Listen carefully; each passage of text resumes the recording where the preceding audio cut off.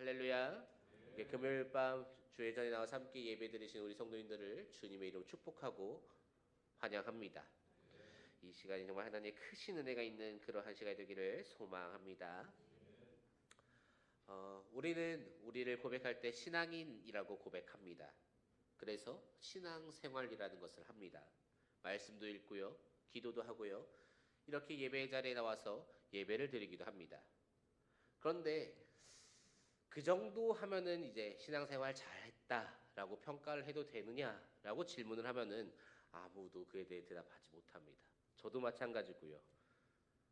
우리 마음속에 그러한 생각이 있는 것 같아요. 이 정도만 해도 괜찮을까 하는 그러한 생각이 말이죠. 오늘은 이 신앙생활 이야기를 함께 해보면 어떨까 싶습니다. 우리는 신앙인이기 때문에 신앙생활을 합니다. 그런데 잘하고 있는 걸까? 이만큼 하면 되는 걸까 하는 그러한 막연한 불안함이라고 하죠. 그러한 생각을 간혹 할 때가 있는 것 같습니다. 확신도 없고요. 또 이것이 신앙생활이다 라고 말할 수 있는 어떠한 방법도 모르는 것 같아요. 어디까지 해야 하는 것인가? 그러한 생각도 드는 것 같습니다. 오늘 이 사사기의 말씀이 그러한 생각을 하면서 신앙생활을 하고 있는 우리에게 그런 고민에 대한 어떠한 해답을 좀 주지 않는가 하는 생각이 듭니다. 오늘 말씀은 이스라엘 백성들이 가나안 땅을 정복하는 과정을 보여줍니다. 그런데 한 가지 중요한 점이 있습니다. 지금 이들이 이제 가나안 땅을 정복해야 되는데 지도자가 없다라는 것이지요. 그러한 상황에서 가나안을 정복한다. 이스라엘 백성들 마음이 여간 무거운 것이 아닐 겁니다. 지금까지는 다른 민족과 싸우더라도 모세가 있었고 여호수아가 있었습니다. 그래서 그들이 하나님께 뜻을 여쭙고 하나님의 명령대로 행하고 우리는 그들이 시키는 대로만 하면 됐어요. 그런데 이제 그 둘이 없습니다. 이러한 상황에 놓인 이 이스라엘 백성들, 그들은 어떻게 해야 할지, 뭘 해야 할지 발을 동동 구르고 있을지도 모르겠습니다. 마치 이것이 이렇게 하는 것이 신앙생활이 맞을까? 내가 이렇게 하는 것이 신앙인으로서 살아가는 것이 맞을까라고 생각하는 우리와 같은 그러한 심정, 조금은 비슷한 심정이지 않을까 하는 그러한 위로가 되기도 합니다. 오늘 말씀이 그러한 저에게 가르침이 되고 도전이 되고 또한 결단이 될 수 있기를 간절히 소망합니다. 여호수아가 죽었습니다. 모세가 죽었을 때까지는 그래도 괜찮았습니다. 왜냐하면 여호수아라는 지도자가 새롭게 세워졌기 때문이죠. 그런데 여호수아가 죽은 지금 그를 대체할 리더십이 존재하지가 않아요. 충분히 혼란이 올 법합니다. 그러한 상황에서 이제 눈앞에 보이는 저 땅, 가나안 땅을 정복해야 하는 상황에 놓여 있습니다. 그런 어수선한 상황인데도 이스라엘 백성들이 하나님께 묻는 장면이 오늘 본문 1절 말씀에 나와 있습니다. 우리 함께 읽어보도록 하겠습니다. 여호수아가 죽은 후에 이스라엘 자손이 여호와께 여쭈어 이르되 우리 가운데 누가 먼저 올라가서 가나안 족속과 싸우리이까. 아멘. 아멘. 참 많이 변화한 것 같아요. 그렇죠? 용케도 하나님께 여쭈어 보고 있습니다. 예전에 그들이었다면 어땠을까요? 가나안 족속과 싸우라고요? 이거는 어림도 없는 얘기지요. 가나안 족속과 싸우라고요? 라고 고민하는 것도 사실 감사한 것 같아요. 예전에 그들이었으면 하나님께 여쭈어볼 생각 하지도 않았을 겁니다. 눈앞에 가나안이 있네? 그런데 우리보다 강해 보이네? 도망가야겠다. 이스라엘은 뿔뿔이 흩어졌더라 하고 성경 마침표가 찍혔을 거예요. 그러나 이번엔 다릅니다. 누가 먼저 올라갈까요? 하고 하나님께 여쭈어 보고 있어요. 우리의 신앙생활에서 가장 기초되는 것은 누구의 뜻이고 누구의 의지인가 하는 것입니다. 무슨 말인가요? 이 가나안 정복, 이것이 누구의 뜻인가요? 이것은 하나님의 뜻입니다. 이스라엘 백성들 스스로가 저 가나안 땅에 가지고 싶은데 쳐들어갈까요? 라고 질문한 게 아니다라는 겁니다. 이것이 하나님의 뜻이기 때문에 가나안을 칠지언정, 그렇다면 하나님 당신의 뜻이니 우리 중에 누가 먼저 올라가는 것이 좋겠나이까? 라고 지금 이스라엘 백성들이 하나님께 그 뜻을 여쭙고 있다라는 것이지요. 우리도 하나님께 하나님의 의견을 구하고 하나님의 그 말씀을 구하며 나아가야 합니다. 내가 먼저 판단하고 내가 먼저 생각하는 것이 아니라 내가 계획할 수 있지요. 하지만 그 계획 이전에 하나님께 엽주는 것이 선행되어야 한다라는 것이지요. 그렇게 하나님께 이들이 기도합니다. 그러자 하나님께서 뜻을 말씀해 주십니다. 이제 하나님의 그 뜻, 대답이 이제 2절에 나와 있습니다. 우리 2절 말씀도 함께 읽어보도록 하겠습니다. 여호와께서 이르시되 유다가 올라갈지니라. 보라, 내가 이 땅을 그의 손에 넘겨주었노라 하시니라. 아멘. 하나님의 뜻과 하나님의 계획을 먼저 알아야 합니다. 그러기에 우리는 주님께 여쭈어 보아야 합니다. 하나님과 이야기를 해야 합니다. 말씀을 받고 기도를 하는 행위, 우리는 이것을 가리켜서 예배라고 말합니다. 신앙생활에서 가장 기초되는 것, 그것이 결국에 예배라는 것이지요. 예배에서부터 우리의 신앙은 출발할 수 있습니다. 우리는 하나님께 얼마나 온전한 예배를 올려드릴까요? 주님께 온전한 예배를 올려드리기 위해서 우리는 늘 스스로 날마다 자기의 내면도 돌보아야 할 것이고 자신의 외면도 돌보아야 하겠지요. 예배의 자리에 나오는데 제가 지금 이런 말 하면 좀 웃기지만 슬리퍼를 질질 끌고 나오면 굉장히 이상하겠지요. 지금 제가 다리를 다치면서 어쩔 수 없이 신고 있지만 평상시에도 그렇게 나오는 것은 문제가 되겠지요. 예배의 자리에 나오는데 씻지 않고 나온다라는 것도 나오지 않는 것보다는 귀하겠지만 그리 복된 일은 아닐 겁니다. 이 예배가 누구에게 드려지며 누구를 위한 것이며 누가 주체가 되는지 우리는 그것을 결코 잊어서는 안 된다라는 것이지요. 우리의 그 예배, 신앙의 기초가 되고 출발이 되는 그 예배가 온전한 예배가 될 수 있기를 소망합니다.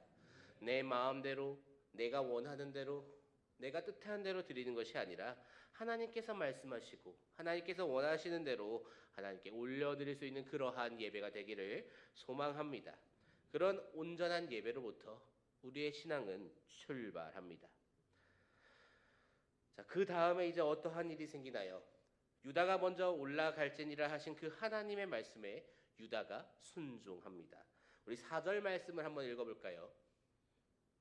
유다가 올라가매 여호와께서 가나안 족속과 브리스 족속을 그들의 손에 넘겨주시니 그들이 베색에서 10,000명을 죽이고. 유다가 올라갑니다. 이 베색에서 10,000명을 죽이고 라고 쓰여 있죠. 몇 명을 죽였다라는 것이 중요한 것은 아니지만요. 중요한 것은 유다가 지금 올라갔다라는 것이지요.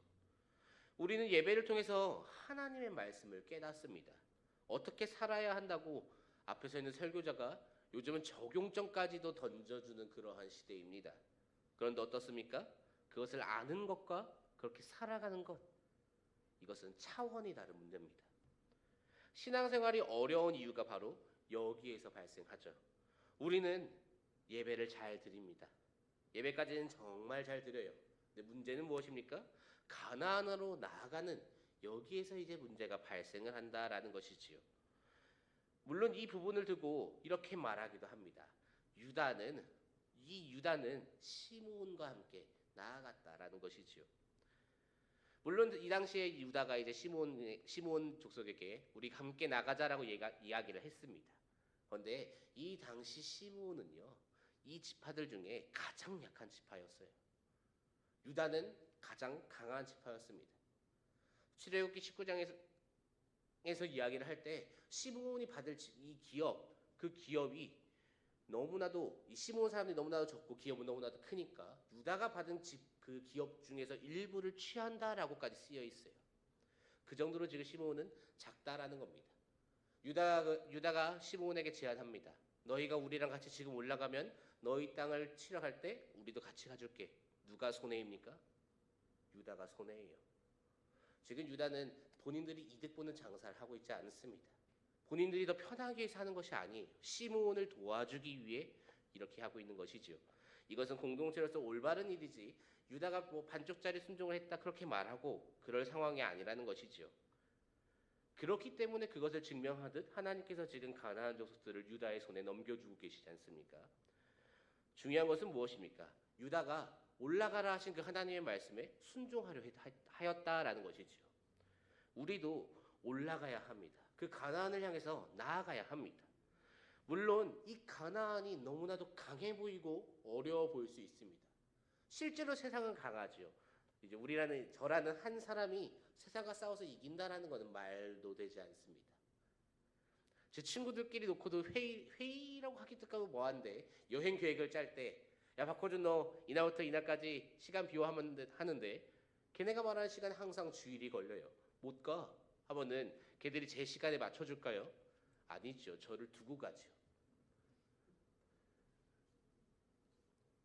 어떻게 그들을 설득할 수 있겠나요? 불가능한 일입니다. 싸워서 이기지 못해요. 그러나 그럼에도 불구하고 분명한 사실은 우리는 그곳으로 나아가야 한다는 것이죠. 내게 피해가 올 수 있습니다. 정말 이 가나안이라는 것이 너무나도 커서 두려워서 도망치고 싶을 수도 있습니다. 이스라엘도 아마 그랬을지도 모르겠어요. 그러나 분명한 사실은 하나님께서는 그들에게 올라가라 하셨다라는 것입니다.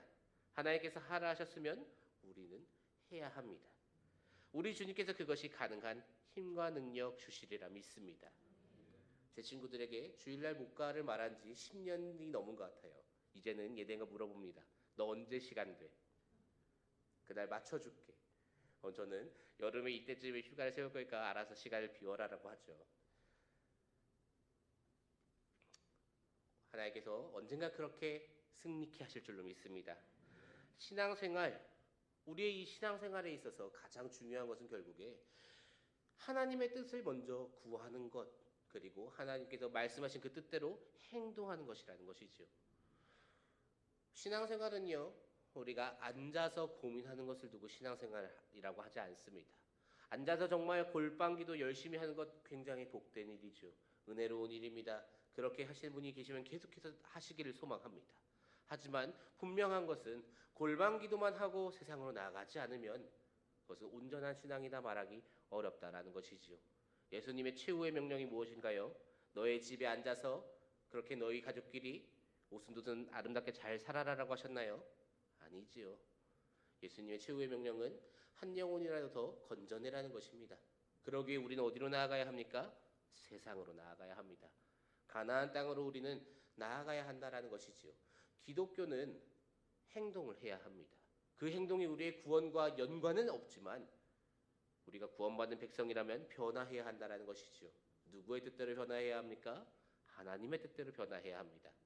하나님의 뜻대로 변화하고 세상으로 나아가서 그 하나님의 뜻대로 행동하는 것, 그것이 신앙인의 삶입니다. 하나님의 뜻을 구해야 하는 것, 이것이 먼저 선행되어야 합니다. 정말 아름다워 보이고 의미가 있어 보이고 필요한 것처럼 보일지라도 우리는 먼저 하나님의 뜻을 구하면서 잠시 멈출 줄 알아야 합니다. 다만 멈추고 나서 그대로 영원히 멈추는 것이 아니라 주님의 뜻을 구했다면 이제는 나아갈 수 있어야 한다는 것이지요. 머리로 하는 것, 그것을 두고 우린 신앙생활이라 하지 않습니다. 앉아서 하는 것, 그것을 두고도 우린 신앙생활이라 하지 않습니다. 내 마음대로만 행하는 것, 이 또한 참된 신앙생활은 아닙니다. 참 신앙은 무엇입니까? 하나님의 뜻대로 하나님의 말씀대로 철저하게 순종하며 행동하는 것입니다. 우리는 철저하게 순종하며 생각하는 것이라고 말한 적이 단 한 번도 없는 것 같아요. 행동하는 것입니다. 그렇게 행동하는 그 믿음, 그것이 우리에게 꼭 필요합니다. 유다가 올라갔을 때 어떠한 일이 일어나나요? 유다가 올라갔을 때 그들에게 승리가 주어집니다. 유다가 하나님께 여쭈었을 때 그들에게 승리가 주어지지 않았어요. 유다가 올라가고 나서야 승리가 주어집니다. 이 사실을 꼭 기억하시고 가나안 땅으로 명령하신 그 하나님께서 오늘도 우리에게 말씀하십니다. 그 하나님의 말씀대로 따르면서 철저하게 순종하며 실천하며 살아가는 저와 성도인들 되시기를 주님의 이름으로 축복합니다.